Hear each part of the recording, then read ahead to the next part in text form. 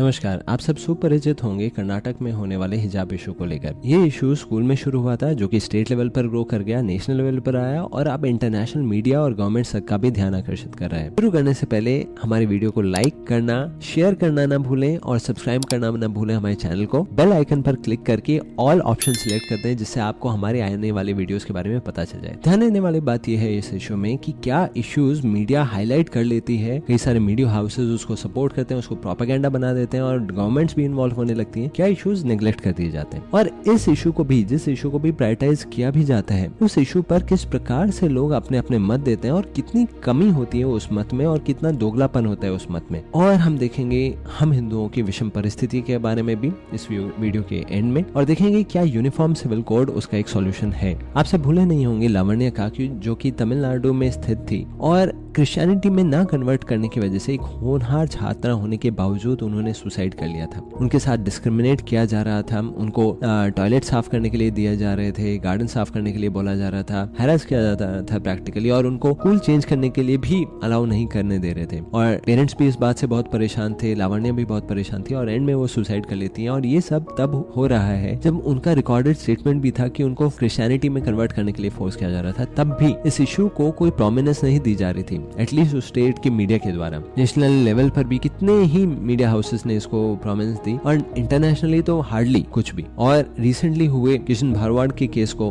और अनेकों केस इसको फॉलो भी किए। इन्होंने एक पोस्ट डाली थी जिसमें मुस्लिम कम्युनिटी को थोड़ा डेरोगेटरी लगा और इन्होंने उस पोस्ट को डिलीट कर दिया था। कुछ टाइम ये जेल में भी रहे थे और माफी भी मांगी थी इन्होंने अपने लोकल मुस्लिम कम्युनिटी से। लगा सब कुछ शांत हो गया। कुछ समय बाद एक मुस्लिम प्रीस्ट के ग्रुप ने एक डेलीगेशन भेजकर कुछ लड़कों का और उनको जान से मरवा दिया और ये भी न्यूज प्रैक्टिकली दबा दी गई। लेकिन ये जो कि हिजाब का केस है उसको इमीडिएटली मीडिया हाउसेज ने बड़ा फास्ट कैचअप किया और मीडिया हाउसेज ही नहीं, इंटरनेशनली आप देखिए इंटरनेशनल रिलीजियस फ्रीडम के जो चीफ हैं अमेरिका में, उनका स्टेटमेंट तक आ गया कर्नाटक में होने वाले हिजाब इशू को लेकर, जो कि स्कूल लेवल की बात थी, जिसको इंडिया में प्रैक्टिकली सुप्रीम कोर्ट भी उतनी तवज्जो नहीं दे रही है। पाकिस्तान की गवर्नमेंट का भी इस पर स्टेटमेंट है। और ये सब चीजें क्या दिखाती है कि किन चीजों को प्रोमिनेंस दी जाएगी जो लेफ्ट मीडिया हाईलाइट करने लगता है। जो उनको इंपॉर्टेंट लगता है उस चीज को फटाफट हाईलाइट कर दिया जाएगा, उसको गवर्नमेंट्स भी पिकअप कर लेंगे, बाकी चीजों को एज नेग्लेक्ट कर दिया जाएगा। और जबकि वो इश्यूज इतने इंपॉर्टेंट थे, इतनी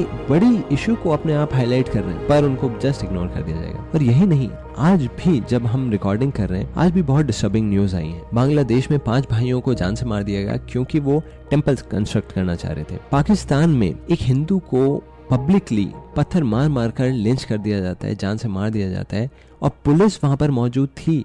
इन सब चीजों के शुरू होने से पहले कोई कुछ नहीं कर पाता। ये आज ही की न्यूज है। और इन सब इवेंट्स को भी आपको लगता है कोई इंपॉर्टेंस मिलेगी?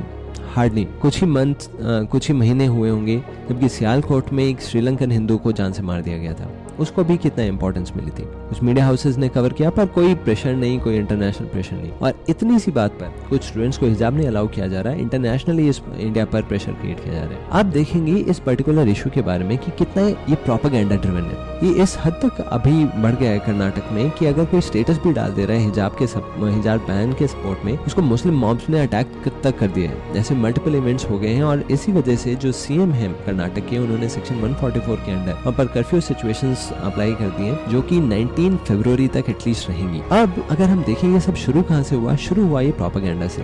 कुछ छात्राएं थी उसी स्कूल में कई सालों से पढ़ रही थी और हिजाब वगैरह का कोई इशू ही नहीं था, लेकिन कैंपस फ्रंट ऑफ इंडिया जो कि मुस्लिम ऑर्गेनाइजेशन है, वो रिक्रूटमेंट करती है कुछ छात्राओं का, जिनमें ये शामिल होती हैं जिन्होंने अब हिजाब को एक इशू बना दिया। ये उसमें पार्टिसिपेट करती हैं, रिक्रूट की जाती हैं और ये उनके कैंपेन्स में रेगुलर पार्टिसिपेट करती हैं। हालांकि इन्होंने ये डिनाई किया है पर इनका पार्टिसिपेशन बहुत क्लियर है। और प्रोपेगेंडा के तहत बिल्कुल स्ट्रांगली प्रोटेस्ट शुरू कर देती है हिजाब के इशू को लेकर, जबकि ये खुद ही हिजाब नहीं पहनती है उतना स्ट्रांगली, इनका कोई रिलीजियस कंपल्शन नहीं है। और कई सारी कंट्रीज में बुर्का ऑलरेडी बैंड है, पर जैसे ही इस चीज को कर्नाटक गवर्नमेंट के अंडर किया जाता है तो एक इशू बना दिया जाता है, जबकि केरला में एक सिमिलर सा इंसिडेंट हो चुका है, स्कूल में बैन किया जा चुका था हिजाब। इससे ये चीज तो एकदम क्लियर हो जाती है कि इसमें प्रोपेगेंडा इन्वॉल्व था। अच्छी बात ये रही इस बार कि प्रोपेगेंडा में दूसरी साइड से भी लोग इन्वॉल्व रहे ऑर्गेनाइज रूप से। जो हिंदू स्टूडेंट्स थे उन्होंने अपने आप को ऑर्गेनाइज कर लिया और बहुत स्ट्रांगली उन्होंने अपोज किया कि अगर रिलीजियस फ्रीडम इस प्रकार से दी जाएगी कि ये लोग हिजाब पहन के आएंगे तो हम लोग अपना भगवा डाल के आएंगे, हम भगवा शॉल्स भगवा पगड़ी इस तरह से पहनेंगे। तो या तो रिलीजियस फ्रीडम मिलेगी तो दोनों अपनी आइडेंटिटी में आएंगे या फिर दोनों नहीं आएंगे, खत्म बात। इस वजह से क्या हुआ, कोई फेवरेटिज्म प्ले नहीं किया जाएगा। एटलीस्ट सबरीमाला के केस में जैसे हिंदू टेंपल में क्या किया जाना चाहिए क्या नहीं किया जाना चाहिए ये कोर्ट डिसाइड करेगी। हिंदू वुमेन को अलाउ किया जाना चाहिए या नहीं किया जाना चाहिए, वहां के लोकल प्रैक्टिसेस को कोई इंपॉर्टेंस नहीं है। ये बहुत बड़ा इशू बना दिया गया था। पर मॉस्क्स में अलाउ किया जाना चाहिए या नहीं वुमेन को, उस पर किसी ने उंगली नहीं उठाई। साथ ही साथ अगर हम देखें इंडियन टेंपल्स में कैसे मैनेजमेंट होना चाहिए ये गवर्नमेंट डिसाइड करेगी, बाकी रिलीजियस इंस्टीट्यूशंस अपने इंडिपेंडेंट है। तो ये फेवरेटिज्म कई बार प्ले होने लगता है जो इस बार अवॉइड हो जाएगा जिस तरीके से चीजें आ रही हैं। दूसरी चीज जो हम देख रहे हैं वो कैसे अलग अलग स्टैंड्स लिए जा रहे हैं और कितनी भारी कमी है दोनों तरफ में। अगर पहली बात हम देखें लेफ्ट जो थिंकर्स हैं जो पॉलिटिशियंस हैं वो किस प्रकार का स्टैंड ले रहे हैं। प्रियंका गांधी का स्टेटमेंट आया था कि गर्ल को विमेन को फ्रीडम अलाउ की जानी चाहिए कि उन्हें बिकिनी पहननी है या उन्हें घूंघट पहनना है, जीन्स पहननी है, जो भी वो पहनना चाहे वो अलाउ किया जाना चाहिए। ये उनका राइट है डिसाइड करने का। वो बिकिनी पहनना चाहे, वो हिजाब पहनना चाहे, वो घूंघट लगाना चाहे। राहुल गांधी जी का ये स्टेटमेंट था कि किस प्रकार से हिजाब को बीच में नहीं आने देना चाहिए। माँ सरस्वती सबको नॉलेज देती हैं तो कोई डिस्क्रिमिनेशन नहीं होना चाहिए। और ऐसे में इन्हीं के पार्टी के एक लीडर ने ऐसा भी स्टेटमेंट दिया था कुछ सालों पहले कि घूंघट बहुत ट्रेडिशनल चीज है, इसको हमें छोड़ देना चाहिए, हम प्रोग्रेसिव हैं। अगर हम ये समझे ये प्रोग्रेसिव होना चाह रहे हैं, ये पुरानी रूढ़िवादी चीजें छोड़ना चाह रहे हैं तो इन्हें हिजाब को भी सपोर्ट नहीं देना चाहिए। अगर ये चाह रहे हैं विमेन का फ्रीडम होना चाहिए कि भाई वो कुछ भी पहन ले, हिजाब भी पहन ले अगर इच्छा है तो फ्रीडम अगर आप विमेन की रिस्पेक्टिवली आप इनकरेज करना चाह रहे हैं तो आपको रिलीजन की जो कन्फर्मेशन है कि यही पहनना है, ये नहीं करना, वो करना है, उस चीज को उतना बढ़ावा नहीं देना चाहिए। क्योंकि विमेन फ्रीडम तो एक्चुअली कर्ब हो जाती है उससे। क्योंकि हिजाब को लेकर तो कई जगह पर प्रोटेस्ट करती है मुस्लिम विमेन खुद कि हमें अलाउ किया जाना चाहिए, जैसे भी हम रहना चाह रहे हैं वैसे रहने दिया जाना चाहिए। क्योंकि मुस्लिम कम्युनिटीज में इस चीज को बहुत स्ट्रांगली फॉलो किया जाता है कि किस प्रकार से जीना है, किस प्रकार से नहीं। तो अगर ये विमेन फ्रीडम चाहते हैं या प्रोग्रेसिव चाह रहे हैं, दोनों चीजें हो नहीं पाएंगी जिस प्रकार का ये स्टैंड लेते हैं। दूसरा स्टैंड जो हमारे हिंदू भाई बहन लेते हैं ऐसे केसेस में वो बड़ा इंटरेस्टिंग रहता है। वो कुछ इस प्रकार से रहता है कि लोग बोलने लगते हैं कि हम भी तो कॉन्वेंट स्कूल में पढ़े हैं, देखो हमें भी राखी नहीं बांधने दिया जाता था, हमें अपनी मदर टंग में बोलने नहीं दिया जाता था, तिलक शिखा ये कुछ भी लगाने नहीं दिया जाता था। तो वो एजुकेशन लेने आए हैं, एजुकेशन ले, अपना धर्म अपने घर पे पालन करें इस प्रकार से। और यूनिफॉर्म सिविल कोड की डिमांड हो रही है। यूनिफॉर्म सिविल कोड अपनी जगह पर सही है, उसके बारे में और भी हम चर्चा करेंगे, पर ये हाईलाइट करता है हमारी विषम परिस्थिति को। वो क्या है कि हिंदुओं के पास आज के समय में कोई चॉइस नहीं है यूनिफॉर्म सिविल कोड को अप्रोच करने के अलावा, इक्वालिटी के अलावा। क्यों? क्योंकि अगर ये बोल दिया जाए कि रिलीजियस फ्रीडम अलाउ की जाए तो हर एक रिलीजन प्रैक्टिकली अपना रिलीजियस आइडेंटिटी कैरी करके आ जाएंगे। हमारे पास आज के समय में कुछ बचा नहीं है। ना स्त्रियों के पास साड़ी, सलवार सूट, बिंदी, कंगन, ये सब चीजें, ड्रेसेस हमने छोड़ दी हैं। मेंस के पास धोती कुर्ता, कुर्ता पजामा, तिलक शिखा ये भी हम नहीं करते। तो आज के समय में हमारी आइडेंटिटी बची क्या है अगर रिलीजियस फ्रीडम दे भी दी जाए? और इसलिए इक्वालिटी मांगना हमारी मजबूरी है। ये तो क्रिश्चियन एक सिस्टम था कि एजुकेशन में ये सारे हिंदू जो इंडियन ट्रेडिशंस हैं इन सबको अलाउ नहीं किया जाना चाहिए, क्योंकि वो क्रिश्चियन वे ऑफ टीचिंग था उनका। वो क्रिश्चियनिटी के प्रति एनकरेज करना चाह रहे थे, ना कि रिलीजन के प्रति। वही उनका मेन मकसद था। मिशनरीज जो कॉन्वेंट स्कूल्स इत्यादि हम देखते हैं उनका मेन मकसद वही था। तो ऐसे में ये स्टैंड लेना कि हमें यूनिफॉर्मिटी होनी चाहिए, एजुकेशन में ये अलाउ नहीं किया जाना चाहिए, एक मजबूरी की तरह ज्यादा देखा जाना चाहिए। और इसी से ये चीज भी हाईलाइट होती है कि कितनी हमें जरूरत है अपने धर्म को रिवाइव करने की। इस मसले में ये चीज बहुत अच्छी हाईलाइट हो रही है कि हालांकि यूनिफॉर्म सिविल कोड इसको तो हेल्प करेगा कि दूसरे रिलीजन्स जो अपने रिलीजन को बहुत फोर्सफुली और बहुत ही ब्रूटल तरीके से एडवर्टाइज करते हैं और उसको फोर्स करते हैं दूसरे लोगों पर, उसको तो एक बाउंड्री मिलेगी, एक लिमिटेशन मिलेगी, पर वो हमारी प्रॉब्लम नहीं सॉल्व करने वाला। आज के समय में हम देखें हिंदू कौन बचा है? हिंदू वो बचा है जो ना कि क्रिश्चियन है, ना कि मुस्लिम है, ना कि वो बुद्ध है, ना सिख है, बस वो हिंदू बचा है।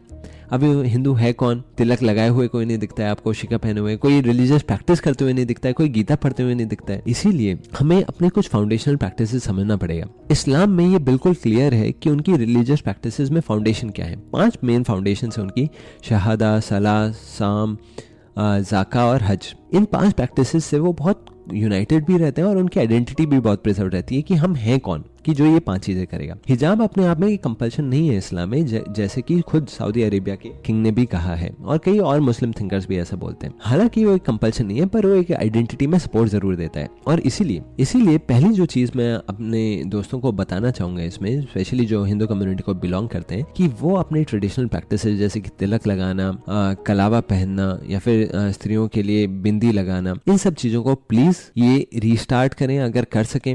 कंगन पहना, जो भी हमारी ट्रेडिशनल ड्रेसेस थी, उनको प्लीज थोड़ा कॉन्फिडेंस से, थोड़ा प्राइड से हम पहने और साथ साथ हम अपने धर्म के कुछ कोर प्रैक्टिसेस को रिवाइव करें। और इस में आता है बड़ा कंफ्यूजन कि अलग अलग टीचर्स ने, अलग अलग परंपराओं ने बहुत अलग अलग चीजें दी हुई हैं। यहाँ पर मैं हाईलाइट करना चाहूंगा चैतन्य महाप्रभु, जो कि बहुत बड़े रिवाइवलिस्ट थे सनातन धर्म के, पूरा भक्ति मूवमेंट के one of the central point रहे, जिन्होंने तुकाराम और कई और भक्ति कल्ट्स को इंस्पिरेशन दी थी। और उनके समकालीन ये सब तुलसीदास, रविदास इत्यादि ये सब भक्ति सेंट्स थे। उन्होंने इस चीज को हाईलाइट किया था कि सनातन धर्म की 5 मुख्य लिम्ब, अंग, जिनका हमें पालन करना चाहिए, क्योंकि बहुत अच्छे से हमें मदद करेंगे अपने धर्म के पालन में भी और हमारी आइडेंटिटी में भी। वो हम आज चर्चा कर सकते हैं। और उनके बताए हुए 5 अंग ये थे: सत्संग, कि हम साधुओं से मिलें, जो लाइक माइंडेड लोग हैं बेसिकली उनके साथ एसोसिएट करें, नाम कीर्तन करें, हरि नाम जो कि हमारे सारे धर्म शास्त्रों में दिया गया है, राम नाम का कीर्तन, सीताराम कीर्तन इत्यादि। तीसरा, स्वाध्याय करें हम अपने शास्त्रों का, गीता, भागवत इत्यादि। तीर्थ यात्राओं पर हम जाएं, मेले होते हैं, कुंभ मेला और जगन्नाथपुरी में हम जा सकते हैं, इतने सारे धर्म क्षेत्र हैं, 4 धाम हैं, उस प्रकार से। और 5वां कि हम अपने लोकल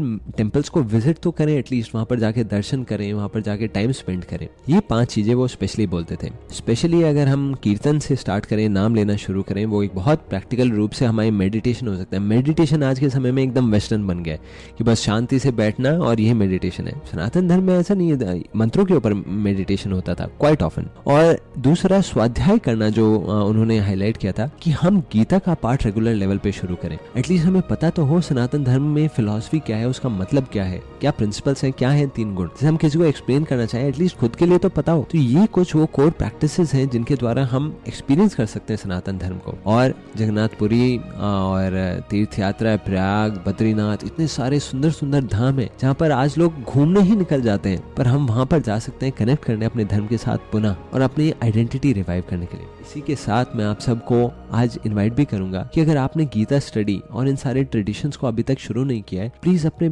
धर्म को प्राइड के साथ आज से शुरू करें। हम कुछ धार्मिक प्रैक्टिसेस आप अपने कमेंट बॉक्स में शेयर करके बता सकते हैं क्या आप शुरू करने वाले हैं। निश्चित रूप से कुछ ना कुछ तो आप शुरू कीजिए। और एक चीज अगर आप शुरू करना चाहें, अगर नहीं किया है अभी तक, हमारे गीता कोर्स पर ज्वाइन करें, जिसका लिंक डिस्क्रिप्शन में दिया हुआ है, जहां पर आप आ सकते हैं लाइक माइंडेड लोगों के साथ ऑनलाइन सत्संग करने के लिए। आप सबको बहुत बहुत धन्यवाद। हमें कमेंट बॉक्स में जरूर बताइएगा आप क्या शुरू करने वाले।